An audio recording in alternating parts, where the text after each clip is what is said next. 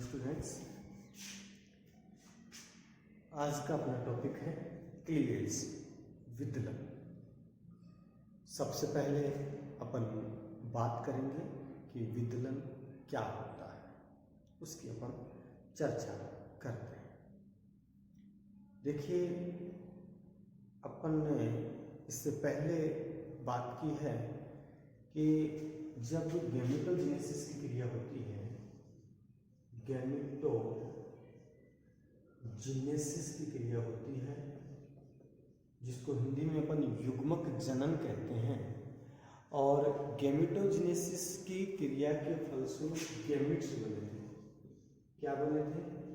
Gametes बने थे, जिसमें दो गैमेट्स बने थे, एक तो मेल गैमेट्स और एक फीमेल। दो प्रकार के मेल गैमेट और फीमेल।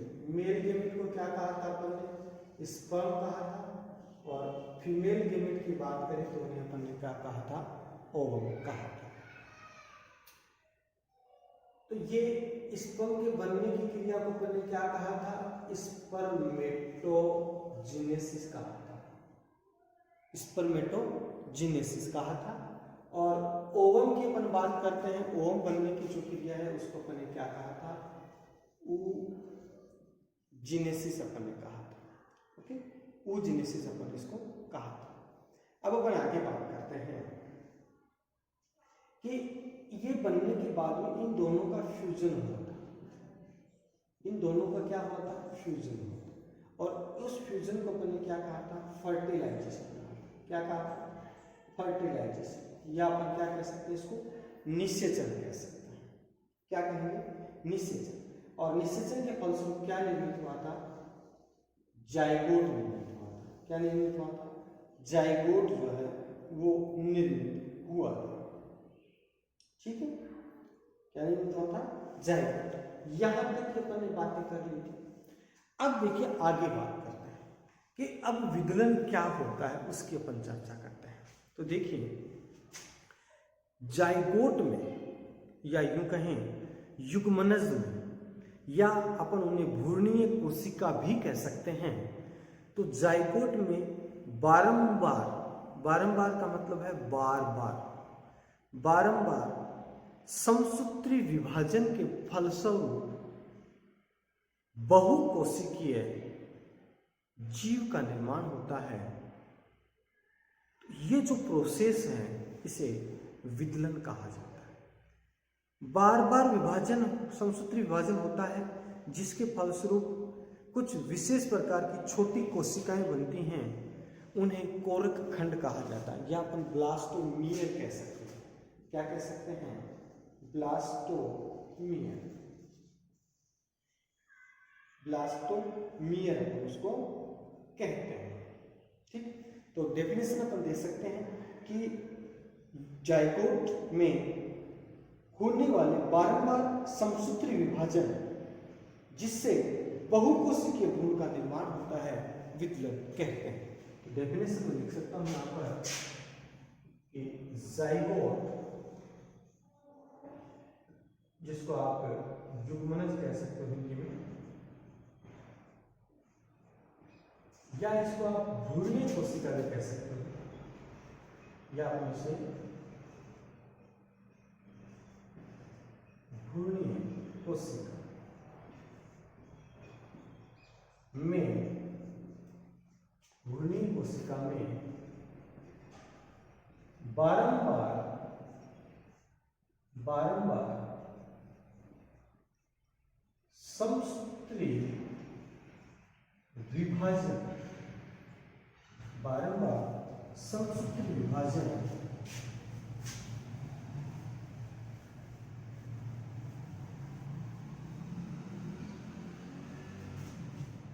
कोशिका में होने वाले, बारंबार समसूत्री होने कोशिका में होने वाले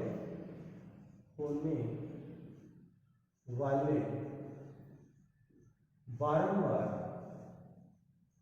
बारंबार समसूत्री विभाजन, समसूत्री विभाजन, जिसके फलस्वरूप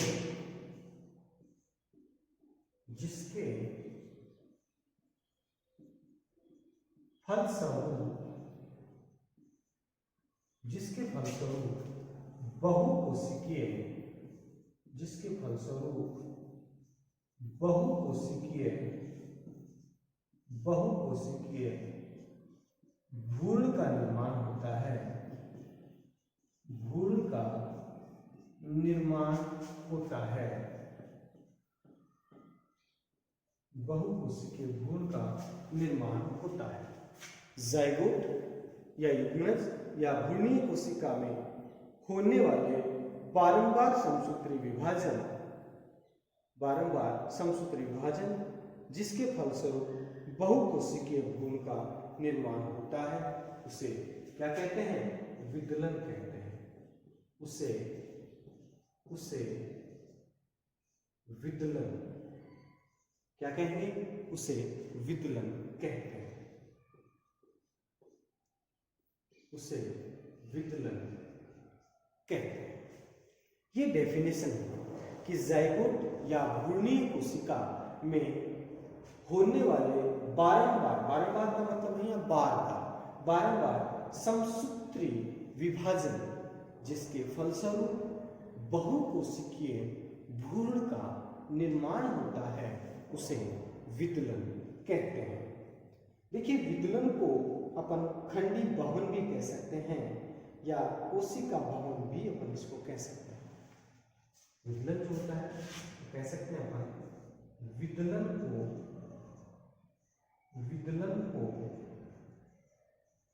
खंडी भवन, विदलन को खंडी भवन को अपन सेगमेंटेशन भी कहते हैं। ठीक है, खंडी भवन या कोशिका भवन, जिसको हिंदी में कोशिका भवन कहते हैं, और इसमें सेलुलेशन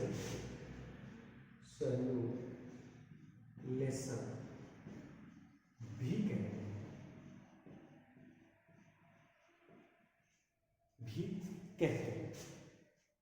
विदलन जो है, उस विदलन को खंडी भवन या सेलुलेशन कोशिका भवन भी कहते हैं। ठीक है, ये अपन ने एक डेफिनेशन की यहाँ पर बात की है। ये परिभाषा जो है, उस परिभाषा की यहाँ पर अपन ने चर्चा की है। देखिए, विदलन की जो क्रिया होती है वो निषेचन से लेकर ब्लास्टुला के निर्माण तक मानी जाती है। निषेचन की जो क्रिया होती है वो कहाँ तक, विदलन की जो क्रिया होती है वो कहाँ तक होती है? विदलन की क्रिया निषेचन से ब्लास्टुला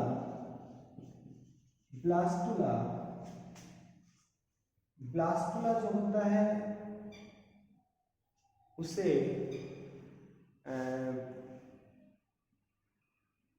एक प्रकार से ब्लास्टुला को हिंदी के अंदर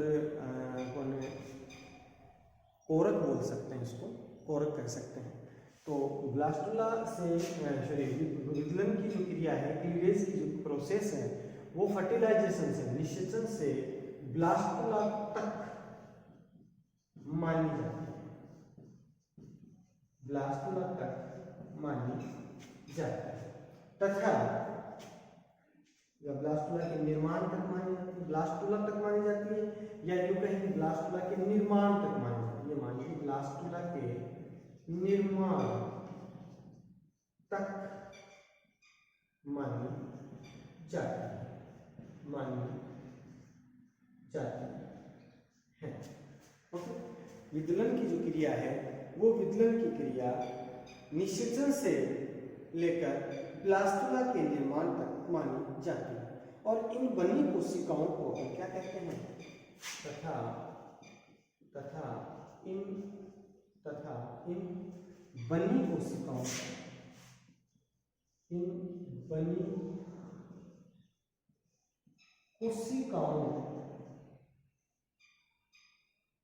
को क्या कहते हैं?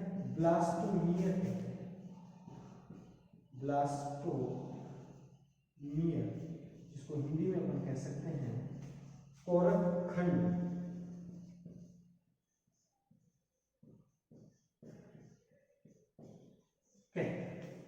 ओके, ये बात की है अपने एक विदलन की डेफिनेशन की, विदलन की जो परिभाषा है उसकी अपन बात कर रहे हैं कि जाइगोट में होने वाले बारंबार विभाजन, जाइगोट जिसको अपन हिंदी में युग्मनज कहते हैं।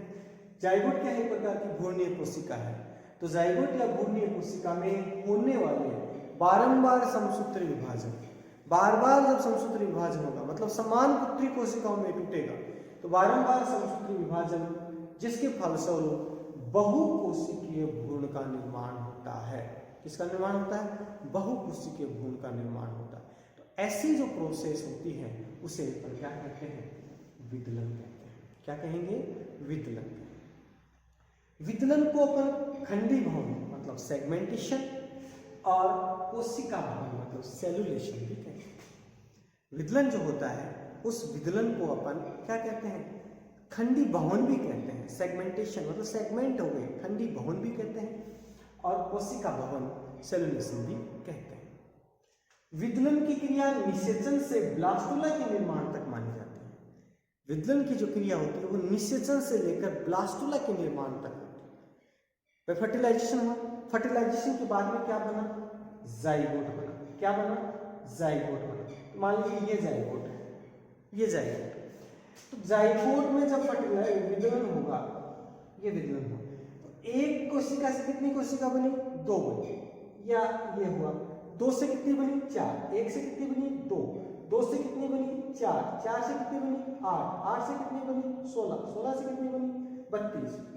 ठीक है, इस प्रकार से समसूत्री विभाजन होगा। तो ये यहां से जब अपन कह रहे हैं कि विदलन होगा, विदलन के परिणाम स्वरूप सबसे पहले मोरुला बनता है। उसके बाद में अपन कहें कि जैसे मोरुला, फिर ब्लास्टुला। मोरुला को एक प्रकार से आभासी संरचना कहा जाता है, तो मेन संरचना ब्लास्टुला होती है। तो ये जाइगोट से जो ब्लास्टुला बनेगा, तो यहाँ तक की जो प्रोसेस है उसको अपन क्या कह सकते हैं? विदलन। तो विदलन की क्रिया निषेचन से ब्लास्टुला के निर्माण तक मानी जाती है। फिर इसके बाद ब्लास्टुला के बाद में गैस्टुला बनेगा, तो गैस्टुला को 3 लेयर बन जाएगी, उसकी डिटेल अपन बात करेंगे। और ये बनी हुई कोशिकाएं, जैसे विभाजन हुआ, पहले ये कोशिका थी, इसमें विभाजन हुआ तो ये 2 बनी, 2 से क्या बनी? 4। तो ये जो 4 बनी है, बनी हुई जो कोशिकाएं, इनको अपन क्या कहते हैं? ब्लास्टोमियर कहते हैं। इनको क्या कहेंगे? ब्लास्टोमियर कहेंगे या कोरक खंड कहते हैं। मतलब ब्लास्टुला को जैसे कोरक कहा और इसमें विभाजन हुआ तो कोरक के क्या बन गए? खंड बन गए, तो इसको अपन ने क्या कहा? कोरक खंड कहते हैं। ठीक है, तो विदलन की क्रिया निषेचन से ब्लास्टुला के निर्माण तक मानी जाती है, तथा इन बनी हुई कोशिकाओं को क्या कहते हैं? ब्लास्टोमियर। ये ब्लास्टोमियर है, बनी हुई कोशिकाओं को ब्लास्टोमियर कहते हैं। ओके, ये यहाँ पर अपन ने बात की है इसकी डेफिनेशन की। क्लियर? यहाँ तक की अपन ने चर्चा कर। अब अपन आगे बात करेंगे इसकी विशेषता, तो नोट कर लीजिए। इसके बाद अपन बात करते हैं आगे विशेषता।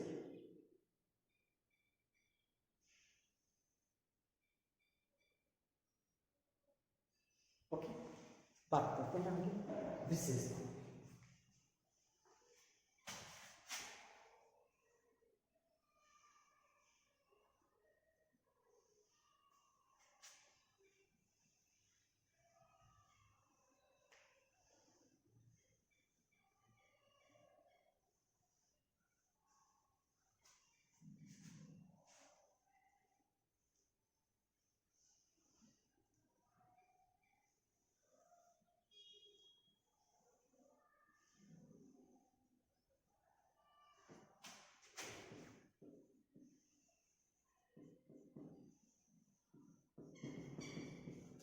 Characteristics of cleavage।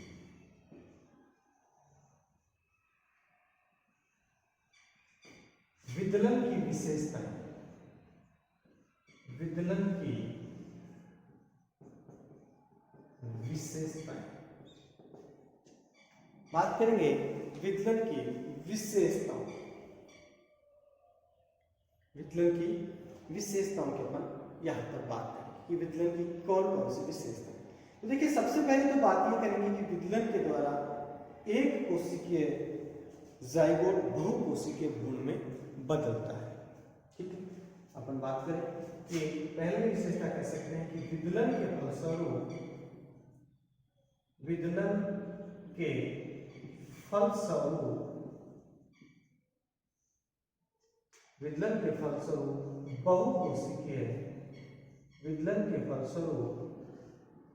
बहुकोशिकीय भ्रूण का निर्माण होता है। ये पहली विशेषता की अपन ने बात की है कि जब विदलन होगा तो विदलन के फलस्वरूप जाइगोट में विदलन हुआ तो विदलन के फलस्वरूप बहुकोशिकीय जो भ्रूण होगा उस बहुकोशिकीय भ्रूण का निर्माण होता है। एक विशेषता। दूसरी विशेषता की बात करते हैं कि विदलन से बनने वाली कोशिकाओं को क्या कहते हैं? कोरक खंड कहते हैं। विदलन से बनने वाली जो कोशिकाएं हैं अपन कह सकते हैं कि विदलन के फलस्वरूप या विदलन से बनने वाली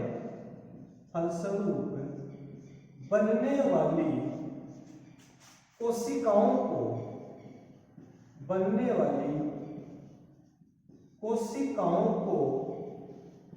कोरक खंड कहते हैं। क्या कहेंगे?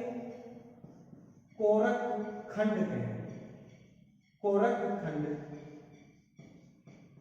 कहते हैं। जैसा कि मैंने आपको बताया था कि मान लीजिए कि ये कोई जाइगोट है और जाइगोट में जब विदलन हुआ तो एक से ही दो कोशिका बनी, तो ये दो क्या बने?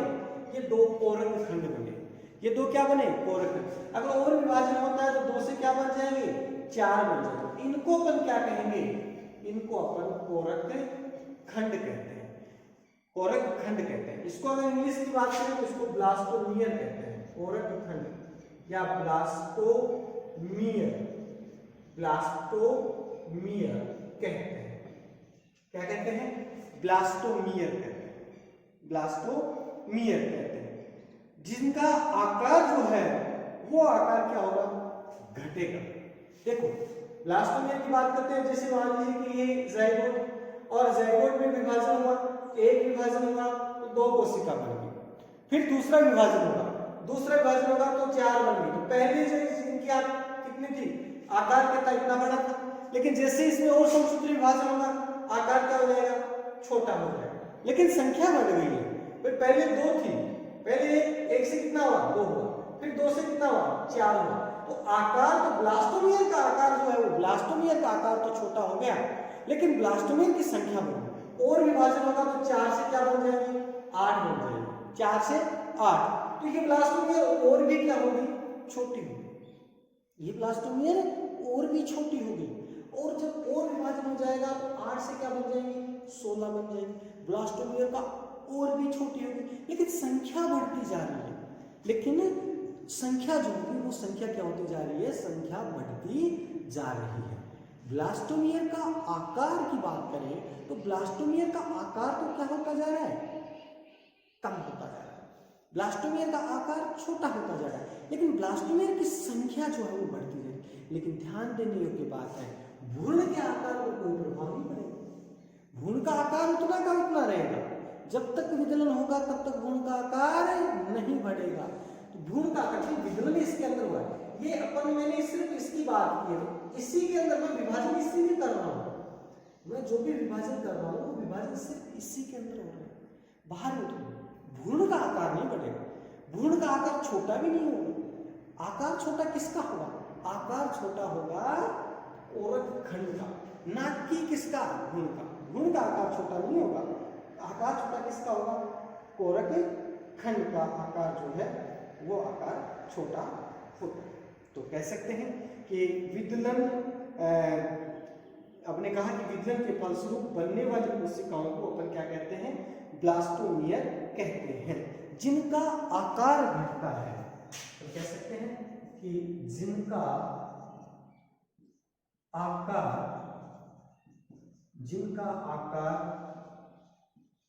घटता है, लेकिन संख्या बढ़ती है, लेकिन संख्या बढ़ती है। जिनका आकार घटता है, ये आकार घटा, 2 से 4 हुई तो छोटी हुई, 4 से 8 हो गई तो छोटी हो जाएगी।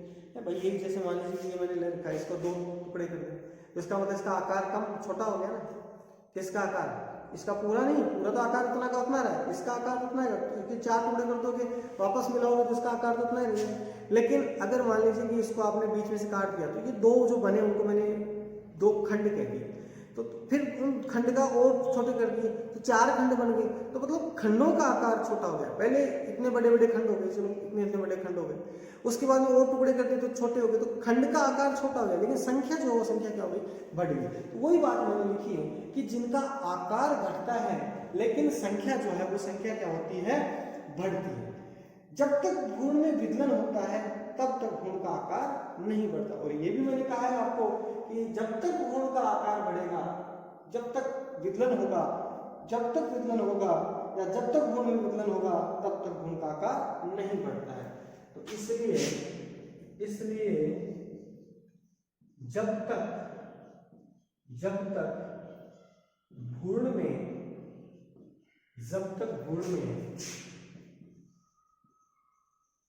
क्लीवेज होता है या विदलन होता है तब तक भ्रूण का आकार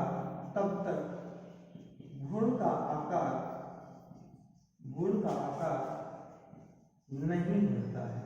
भ्रूण का आकार नहीं बढ़ता है। अब भ्रूण का आकार जो है तब तक नहीं बढ़ेगा जब तक उसमें विदलन होता रहेगा। जब तक विदलन चलेगा तब तक जो है वो भ्रूण का आकार जो है वो नहीं बढ़ेगा। क्यों? क्योंकि अब जैसे ये बात कर रहे हैं कि साहब ये ज़ायगोट, अब विदलन हुआ तो 2 कोशिका बनी, 2 से 4 बन गई, 4 बन गई, तो कोरक, तो उनको अपन ने क्या कहा? कोरक खंड। तो इनकी संख्या जो बढ़ रही है, आकार जो वो क्या हो रहा है? वो घट रहा है। किसका? कोरक खंड। लेकिन भ्रूण के आकार पर कोई प्रभाव नहीं पड़ रहा। और लगातार जब तक समसूत्र विभाजन होते जाएंगे तब तक भ्रूण का जो आकार होगा वो भ्रूण का आकार नहीं बढ़ता है। दूसरी बात करते हैं कि भ्रूण का आकार और आकृति लगभग नियत बनी रहती है विदलन के दौरान। विदलन के दौरान की बात करते हैं कि क्लीवेज के दौरान या कहें कि विदलन के दौरान भ्रूण का आकार व आकृति लगभग नियत बनी रहती है। लगभग नियत का मतलब है कांस्टेंट, मतलब उतनी ही बनी रहती है। सिवाय ब्लास्टोसील के। सिवाय का मतलब हो गया कि किसके अलावा कोरक गुहा के अलावा ब्लास्टोसील के, सिवाय ब्लास्टोसील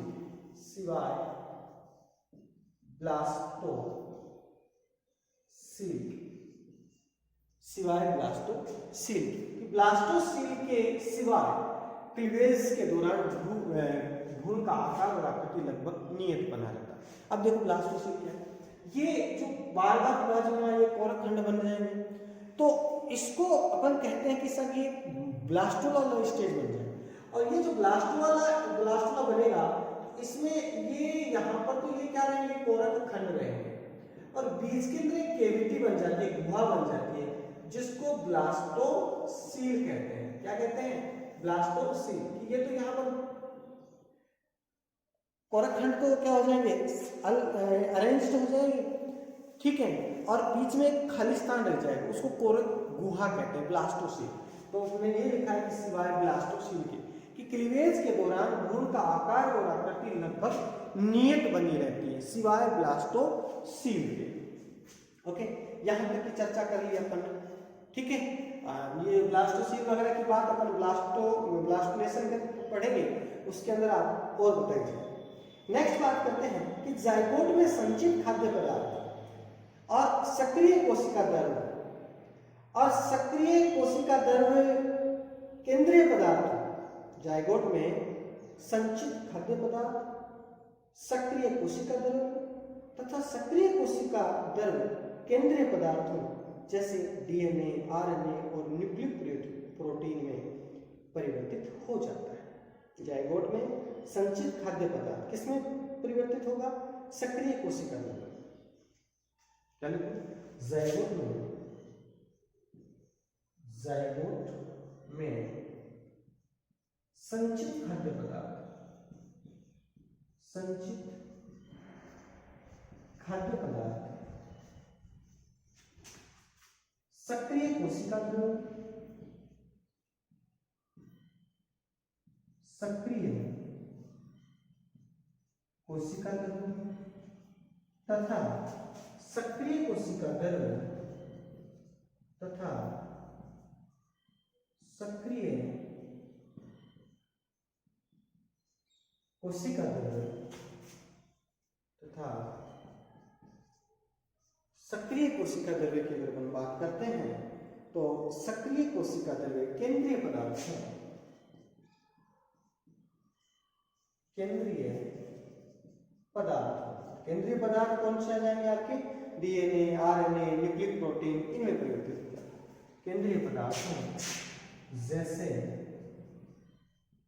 डीएनए, आरएनए, न्यूक्लिक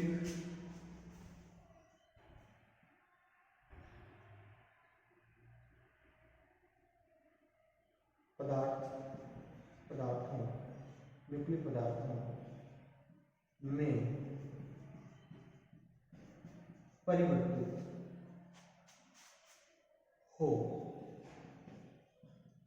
जाता है। कि जाइगोट जो है विदलन जब होगा तो विदलन के दौरान जाइगोट में संचित जो खाद्य पदार्थ है वो सक्रिय कोशिका द्रव्य में, किसमें? सक्रिय कोशिका द्रव्य में, और सक्रिय कोशिका द्रव्य केंद्रीय पदार्थ जैसे डीएनए, आरएनए, न्यूक्लिक पदार्थ या न्यूक्लिक प्रोटीन जिसको आप कह सकते हो, उनके अंदर क्या हो जाएगा? चेंज हो जाते हैं। न्यूक्लिक पदार्थ न्यूक्लियो प्रोटीन होगा, न्यूक्लियो प्रोटीन जो है उस न्यूक्लियो प्रोटीन में क्या हो जाते हैं? ये चेंज हो जाते हैं, न्यूक्लियो प्रोटीन में परिवर्तित हो जाते हैं, न्यूक्लियो प्रोटीन में परिवर्तित हो जाते हैं। ठीक है, ये एक विशेषता हो गई क्लीवेज के दौरान ये क्रिया होती है। नेक्स्ट बात करते हैं कि विदलन के द्वारा प्रारंभ में एक ठोस संरचना बनती है जिसको क्या कहा था? मैंने बताया था मोरूला कहते हैं, तो लिख सकते हैं अपन कि विदलन के फलस्वरूप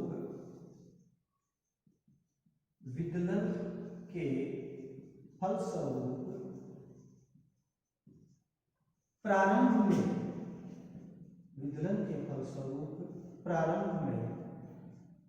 एक ठोस गेंदनुमा संरचना, एक ठोस गेंदनुमा संरचना का निर्माण होता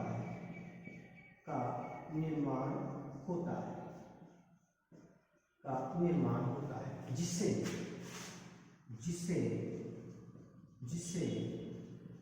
मोरूला कहते हैं, और हिंदी में इसको तुत्तक कहते हैं, जिसे मोरूला कहते हैं, तुत्तक कहते हैं। ठीक है, कि विदलन के फलस्वरूप प्रारंभ में एक ठोस गेंदनुमा संरचना का निर्माण होता है जिसे क्या कहते हैं? तुत्तक कहते हैं, या ठोस अवस्था बनती है जिसे तुत्तक कहते हैं, जो बाद में किसमें बदल जाता है? ब्लास्टुला में बदल जाता है। ठीक, जो बाद में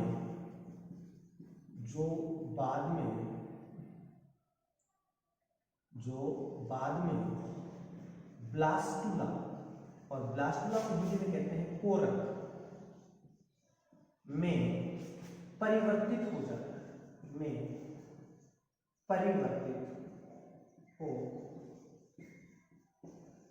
है, ओके।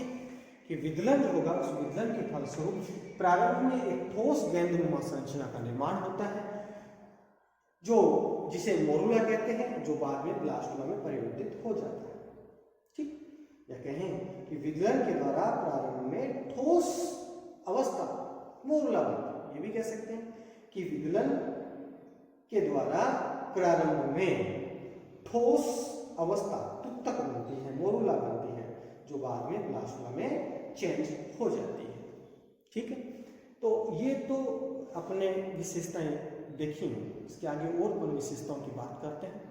तो एक बार तो इन विशेषताओं को आप देख लीजिए, एक बार मैं दोबारा से इसको बता देता हूँ।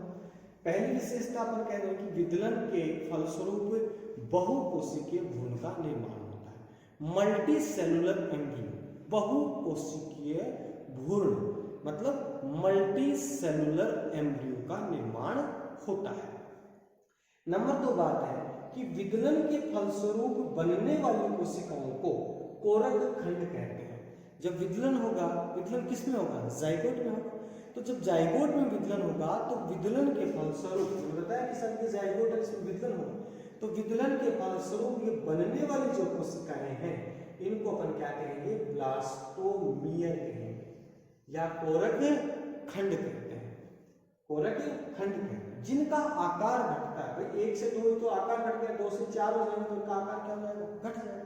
जिनका आकार घटता है लेकिन संख्या बढ़ती है, संख्या बढ़ती है, ओके, संख्या बढ़ती है। इसलिए जब तक भ्रूण में क्लीवेज होगा तब तक भ्रूण का आकार नहीं होगा। जब तक क्लीवेज होता रहेगा, समसूरी में बार बार खंड बनते रहेंगे तो तब तक भ्रूण का आकार नहीं बढ़ेगा। तो क्लीवेज के बाद में भ्रूण का आकार बढ़ेगा। क्लीवेज के जब तक क्लीवेज होगा, जब तक विदलन होगा, तब तक भ्रूण का आकार नहीं बढ़ेगा। नंबर 3 बात करते हैं कि क्लीवेज के दौरान भ्रूण का आकार और आकृति लगभग नियत बनी रहती है सिवाय ब्लास्टोस्ट। मैंने अभी थोड़ी देर पहले बताया कि क्लीवेज के दौरान ब्लास्टुला का आकार नहीं, ब्लास्टुला का आकार या भ्रूण के आकार की अपन बात करते हैं तो भ्रूण का आकार क्लीवेज के दौरान, जब तक क्लीवेज चलेगा तब तक भ्रूण का आकार नहीं बढ़ने वाला। लेकिन ब्लास्टोसील है उसके आकार में कुछ चेंजेस हो सकता है।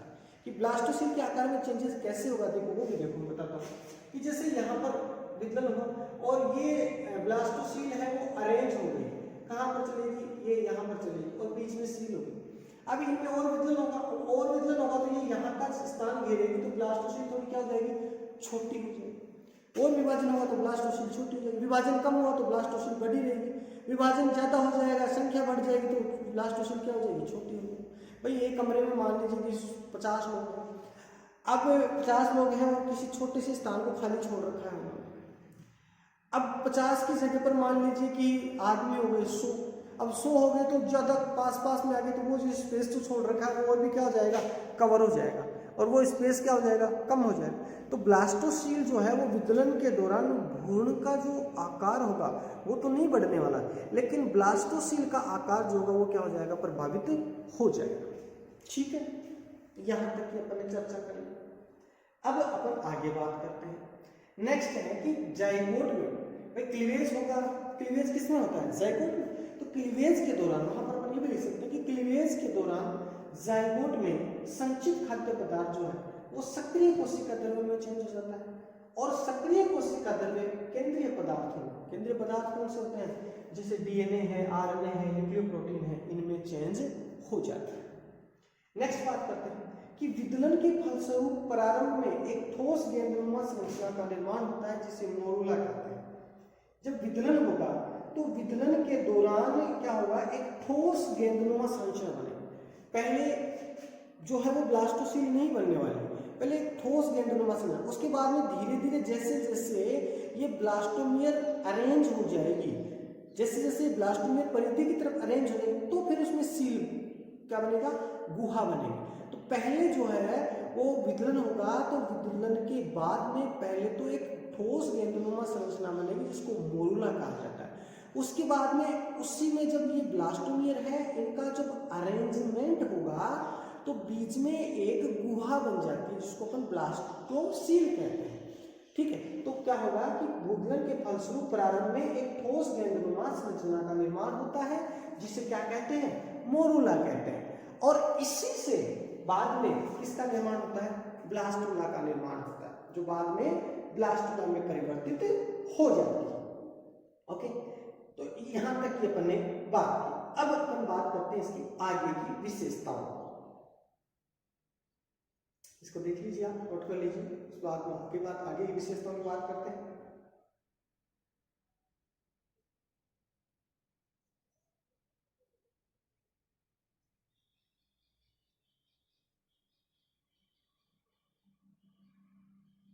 ठीक है, चलिए।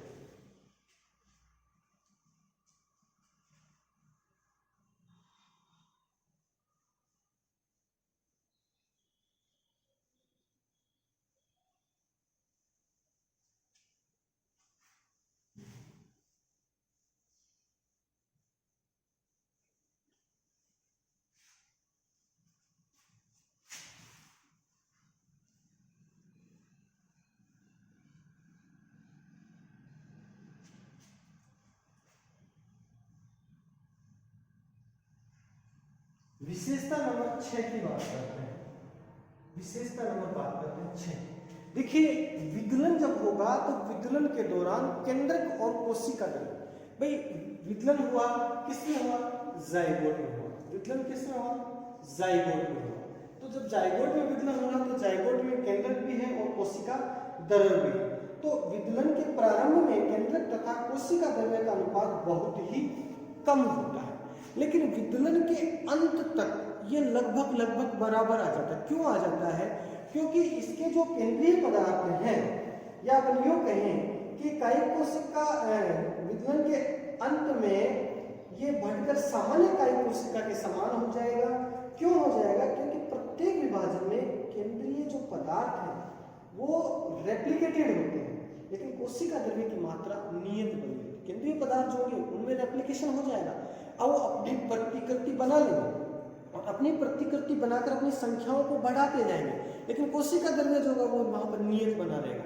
तो उन्होंने अपनी संख्या को बढ़ा लिया, इसकी पहले आकार, इसका पहले मात्रा ज्यादा थी, अब जब उन्होंने अपना संख्या बढ़ा ली तो मात्रा लगभग क्या हो जाएगी? बराबर हो जाएगी। ठीक है, तो अपन कह सकते हैं कि विदलन के प्रारंभ में केंद्रक तथा कोशिका द्रव्य का अनुपात बहुत कम होगा। विदलन के दौरान जाइगोट में, विदलन के दौरान जाइगोट में केंद्रक तथा कोशिका द्रव्य, साइटोप्लाज्म, कोशिका द्रव्य का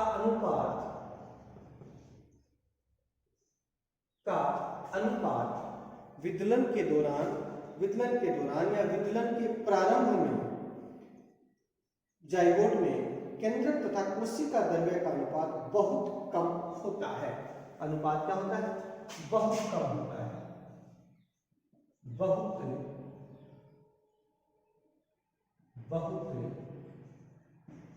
कम होता है। बहुत कम होता है। विदलन के प्रारंभ में करेंगे इसको, विदलन के दौरान, विदलन के प्रारंभ में जाइगोट में केंद्रक तथा कोशिका द्रव्य का अनुपात बहुत कम होता है, जो क्लीवेज के या विदलन के अंत में, क्लीवेज के अंत में बढ़कर, क्लीवेज के अंत में, क्लीवेज का मतलब जब तक क्लीवेज होगा वो कंप्लीट होगा, तो क्लीवेज के अंत में बढ़कर सामान्य कायिक कोशिका, बढ़कर सामान्य कायिक कोशिका के समान हो जाता है। सामान्य कायिक कोशिका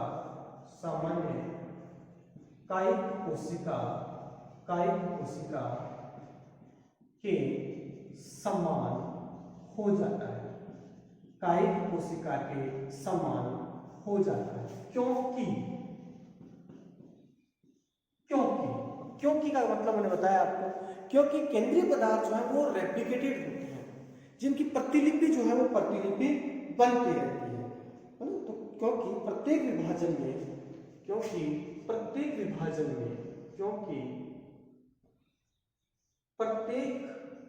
विभाजन में क्योंकि प्रत्येक विभाजन में केंद्रीय जो पदार्थ हो, केंद्रीय पदार्थ प्रत्येक विभाजन में केंद्रीय पदार्थ तो प्रतिलिपिकृत हो जाता है। केंद्रीय पदार्थ तो प्रतिलिपिकृत हो जाता है। प्रतिलिपिकृत को बोलते हैं अपन रेप्लिकेटेड हो जाता है, हो जाता है। लेकिन क्या हो जाता है? केंद्रीय पदार्थ तो प्रतिलिपिकृत हो जाता है, लेकिन कोशिका द्रव्य की मात्रा नियत बनी रहती है। लेकिन कोशिका द्रव्य की मात्रा नियत बनी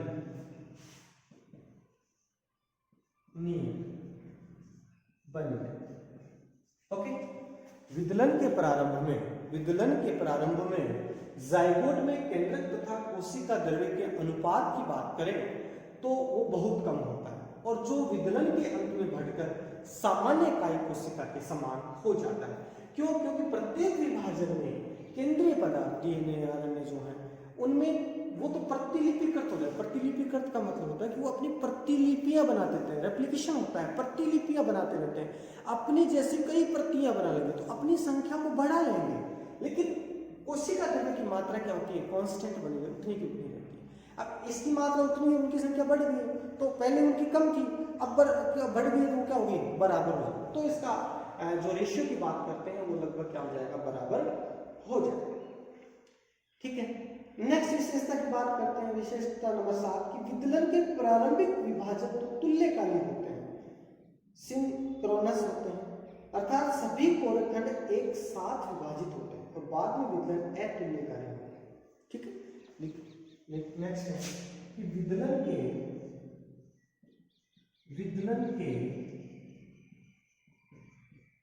प्रारंभिक विभाजन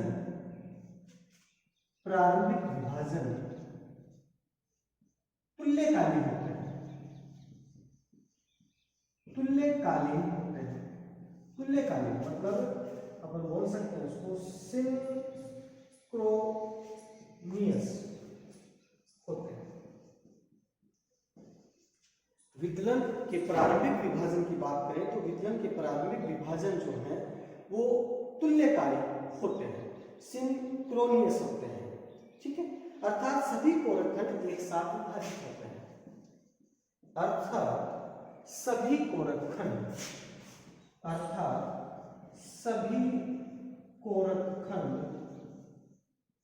एक साथ विभाजित होते हैं, एक साथ विभाजित होते हैं। लेकिन बाद के विभाजन अतुल्यकारी हो जाते हैं, अतुल्यकारी हो जाते हैं। लेकिन बाद के विभाजन अतुल्यकारी हो जाते हैं। ठीक है, या बाद में विभाजन जो होगा, बाद के विभाजन जो हैं वो कैसे हो जाते हैं? वो अतुल्यकारी, या बाद के विदलन की बात करें तो वो अतुल्यकारी हो जाते हैं। ओके, अब देखिए यहाँ पर मैंने कहा कि सभी कोरखंड एक साथ विभाजित होते हैं। अब सभी कारक एक साथ विभाजन होने का मतलब है जैसे ये 2 बन गई, फिर 2 से 4 बन गई, फिर ये 4 एक साथ विभाजित हो। ऐसा नहीं है कि 4 में से एक तो विभाजित हो गई, अब हो गई, और 3 बाद में विभाजित हो गई, ऐसा नहीं।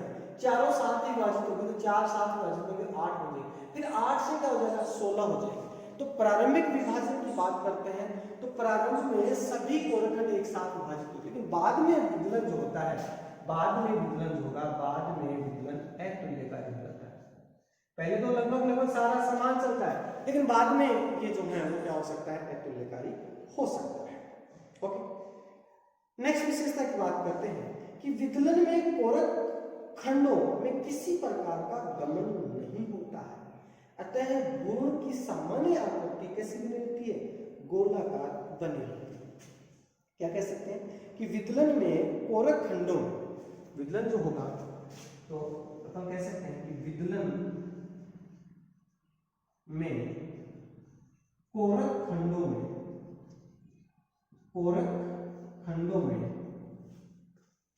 गमन नहीं होता है, गमन नहीं होता है,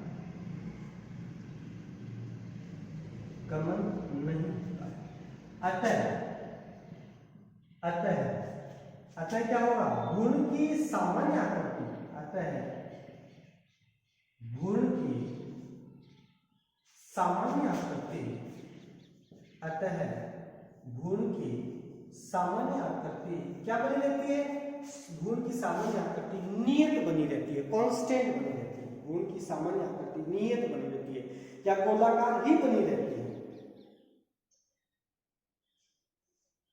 आकृति नियत या गोलाकार ही बनी रहती है, गोलाकार ही बनी रहती है, गोलाकार ही बनी रहती है।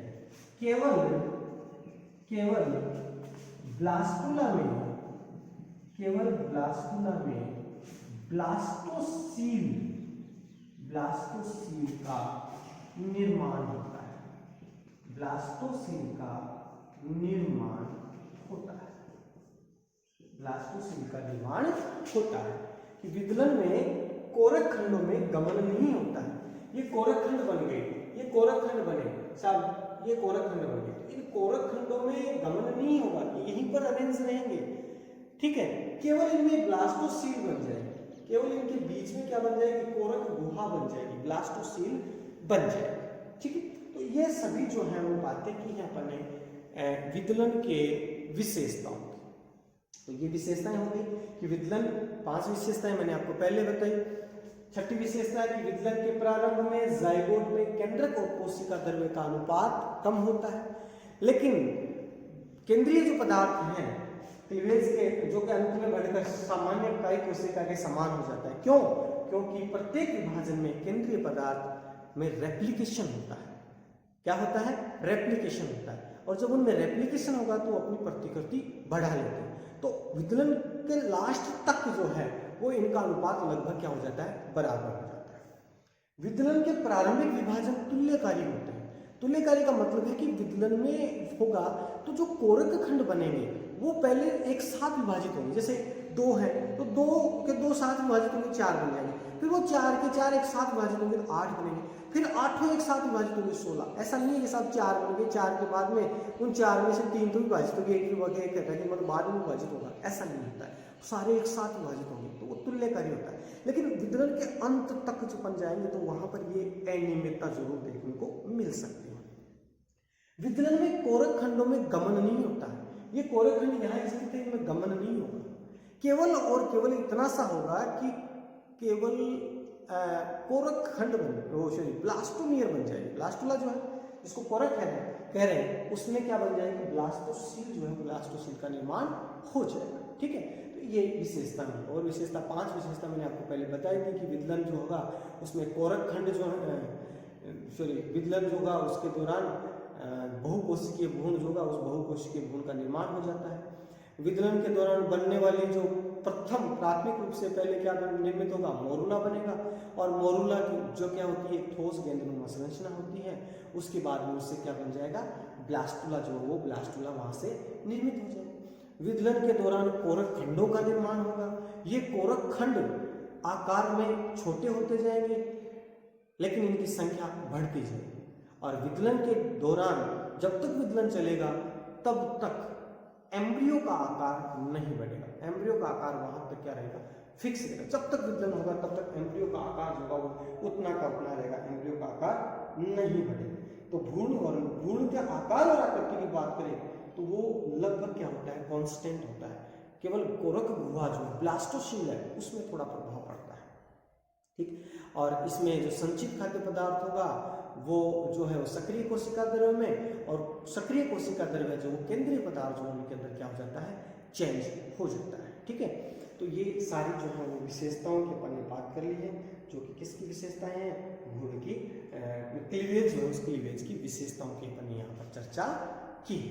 ओके, तो ये अपन ने आज बात की है क्लीवेज की डेफिनेशन कि क्लीवेज किसे कहते हैं, विदलन किसे कहते हैं, और दूसरी अपन ने बात की है, चर्चा की है विदलन की विशेषताओं की। तो आज के लिए इतना ही, नेक्स्ट बात करेंगे अपन अपने अगले लेक्चर। Okay, thank you.